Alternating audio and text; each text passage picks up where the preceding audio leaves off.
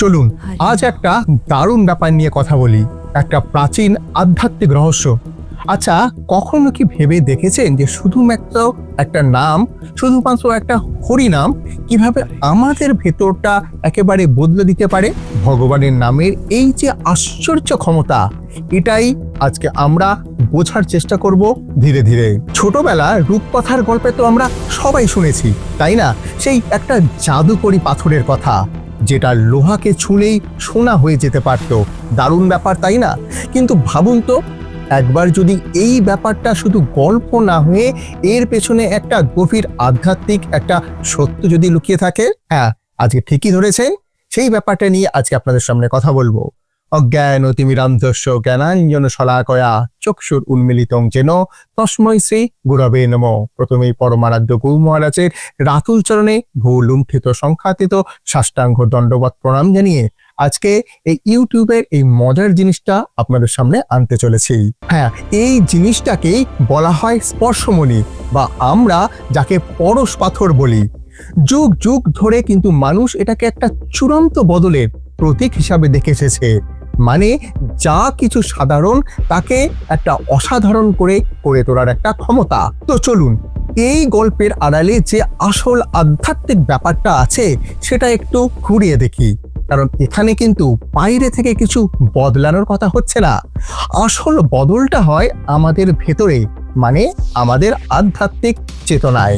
মজার ব্যাপার হলো এই যে বৈষ্ণব দর্শন কি বলছে, এই যে বদলে দেওয়ার একটা অবিশ্বাস্য ক্ষমতা, এটা কিন্তু কোনো পাথরের মধ্যে নেই, আছে একটা শব্দের মধ্যে, মানে একটা দিব্য ধ্বনির মধ্যে। আর এই দিব্য ধ্বনিটাই হলো ভগবানের পবিত্র নাম, অর্থাৎ শ্রী হরিনাম। কিন্তু প্রশ্ন হলো যে এই হরিনাম জিনিসটা আসলে কি? এটা কি শুধুই মাত্র একটা শব্দ, নাকি এর পেছনে কোনো গভীর কোনো আধ্যাত্মিক জিনিস লুকিয়ে আছে? চলুন দেখি যে শাস্ত্র এই ব্যাপারে ঠিক কি বলছে। একদম সহজ করে বললে হরিনাম মানে হলো ভগবানের পবিত্র নাম, যেমন ধরুন কৃষ্ণ। কিন্তু এটা মোটেও আমাদের এই রোজকার বলা সাধারণ কোনো শব্দ নয়, এটাকে বলা হচ্ছে চিন্ময়, মানে পুরোপুরি আধ্যাত্মিক একটা শব্দকম্পন বা ভাইব্রেশন। শ্রী ভজন রহস্য গ্রন্থে খুব সুন্দর করে এটা বলা আছে, হরিনাম চিন্তামণি হলেন চিদ্র সমরূপ। এর মানে কি? এর মানে হলো ভগবানের নাম আর ভগবান নিজে আসলে এক এবং অভিন্ন, এদের মধ্যে কোনো তফাৎ নেই। এই নামটা আমাদের এই জড় জগতের অনেকটা ঊর্ধ্বে, এটা হলো চিরন্তন সত্য, আর এটাই স্বয়ং কৃষ্ণের আর একটা অভিন্ন রূপ। ভক্তি রসামৃত সিন্ধুতে তো আরো পরিষ্কার করে এটা বলে দিল। সেখানে বলা হলো যে আমাদের এই যে সাধারণ ইন্দ্র দিয়ে, মানে এই যে কান দিয়ে শুনে বা জিভ দিয়ে বলে হরিনামের যে আসল রূপটা, এটা বোঝা সম্ভবই নয়। কারণ এটা তো কোনো জাগতিক শব্দ নয়, এটা একটা শুদ্ধ ভক্তি, যা থাকলে শুধুমাত্র এটা অনুভব করা যেতে পারে। তাহলে মনে প্রশ্ন একটা আসতেই পারে যে আমাদের নামের মধ্যে এই ক্ষমতাটা আসে কোত্থেকে? কিভাবেই বা এটা আমাদের বদলে দেয়? এর আসল কারণটা হলো নামের এই আধ্যাত্মিক প্রকৃতি, মানে হরিনাম নিজেই একটা আশ্চর্য ক্ষমতা সম্পন্ন। দেখুন, যেহেতু হরিনাম পুরোপুরি আধ্যাত্মিক, মানে এর সাথে জগতের কোনো ময়লা নেই, আবর্জনা নেই, তাই এটা যখন আমাদের চেতনার সাথে মেশে, তখনই আমাদের মন আর হৃদয়কে সব জাগতিক আসক্তি থেকে পরিষ্কার করে দিচ্ছে। ঠিক সেই পরশ পাথরটার মতো, যেটা লোহাকে ছুঁয়ে তার সব মরচে, সব ভেজালকে একেবারে দূর করে দেয়। আর সেই বদলের পথে এগোনোর জন্যে তিনখানা স্টেপ আছে। প্রথমটা হলো শ্রবণ, মানে মন দিয়ে ভগবানের নাম শোনা। তারপরে হলো কীর্তন, মানে সেই নাম বলা বা গাওয়া। আর শেষে হলো স্মরণ, মানে সেই নামটাকে মনে মনে চিন্তন করা। আর এই তিনটে কাজ দিয়ে কিন্তু চেতনার আসল পরিবর্তনটা শুরু হয়। চলুন এবার আমাদের সেই লোহা আর সোনার উদাহরণটার দিকে ফিরে যাই। ব্যাপারটা তাহলে একদম পরিষ্কার হয়ে যাবে। ভাবুন তো, হরিনামের ছোঁয়া পাওয়ার আগে আমাদের এই চেতনাটা কেমন থাকে, আর তারপরেই সেটা কি হয়ে যায়, এর পার্থক্যটা কিন্তু বিশাল। একদিকে আছে লোহার মতো একটা অবস্থা, মানে হচ্ছে জড় চেতনা, যেটা কর্মের বাঁধনে বাঁধা আর মনটা ময়লায় ভরা। আর অন্যদিকে হরি নামের প্রভাবে ঠিক তার উল্টোটা। সেই একই চেতনা যখন খাঁটি সোনার মতো ঝকঝকে হয়ে ওঠে, তখনই আসে মুক্তি আর সাথে ভক্তি, আর হৃদয়টাও তখন হয়ে যায় একদম পবিত্র।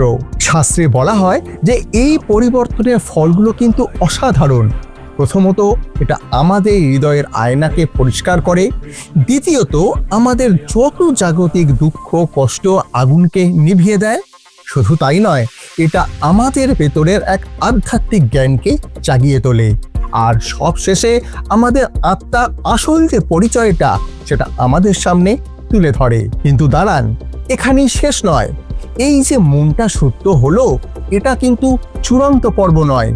এটা আসলে আরো বড় একটা লক্ষ্য পৌঁছানোর একটা রাস্তা মাত্র।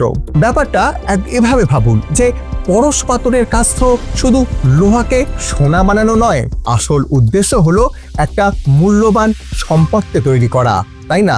ঠিক যেভাবে আধ্যাত্মিক শুদ্ধির আসল উদ্দেশ্য হলো আমাদের চেতনাকে আর সবচেয়ে উঁচু আর মূল্যবান অবস্থায় ফিরিয়ে নিয়ে যাওয়াকে। আর এই সর্বোচ্চ স্তরটাকেই বলা হয় ভক্তি। ভক্তি মানে কি? ভগবানের জন্য একেবারে বিশুদ্ধ, কোনো শর্ত ছাড়া না থামা একটা ভালোবাসা। আর এটাই ভক্তির শেষ পর্ব। তাহলে আমাদের সোনা বা লোহার উদাহরণটার আসল মানেটা কি দাঁড়ালো? এটাই যে আমাদের লোহার মতো মনটা হরিনামের ছোঁয়ায় বদলে যাচ্ছে যখন সেটা খাঁটি সোনাতে তৈরি হচ্ছে, আর সেটাই হলো দিব্য প্রেম। আর ঠিক এই কারণেই হরিনামকে বলা হচ্ছে আধ্যাত্মিক স্পর্শমণি, কারণ এর ক্ষমতা আছে আমাদের এই সাধারণ জড় চেতনাকে ভগবানের প্রতি বিশুদ্ধ ভালোবাসার এক অমূল্য সোনায় পরিবর্তন করে দেওয়ার। তবে শেষ করার আগে একটা প্রশ্ন ভাবার জন্য থাকলো, যদি ভগবানের একটা নামের শক্তি এত কিছু করতে পারে, তাহলে আমাদের ভেতরটা বদলে দিতে পারে। তাহলে ভাবুন তো, আমরা সারাদিন যে হাজার হাজার অন্যরকম শব্দ বলি, সেগুলোর সম্মিলিত শক্তি কি গুরুত্ব আছে আমাদের কাছে? কারণ হরির নামই এই শব্দগুলোর থেকে অনেকটা বেশি ওপরে। তাই হরির নাম এমন একটা শব্দ যেটা আমাদের মনে আধ্যাত্মিক পরিবর্তন তো করেই, সাথে পরিবর্তনটাকে স্থায়িত্বে পৌঁছে দিতে পারে। ভিডিওটা কেমন লাগলো অবশ্যই কমেন্ট সেকশনে জানান। আর হ্যাঁ, আমি শচীনন্দন, এইরকম ভিডিওতে অবশ্যই আমি আসার আরেকবার চেষ্টা করব। ততদিন সুস্থ থাকুন, ভালো থাকুন, আর কৃপা করুন আমাদের যেন হরিভক্তি হয়, গুরু ভক্তি অটুট থাকে। জয় অনন্ত কোটি বৈষ্ণব বৃন্দের জয়, জয় আকর মঠরাজ মায়াপুর শ্রী চৈতন্য মঠের জয়, এবং তৎশাখাসমূহ সমস্ত গৌড়ীয় মঠের জয়। হরে কৃষ্ণ।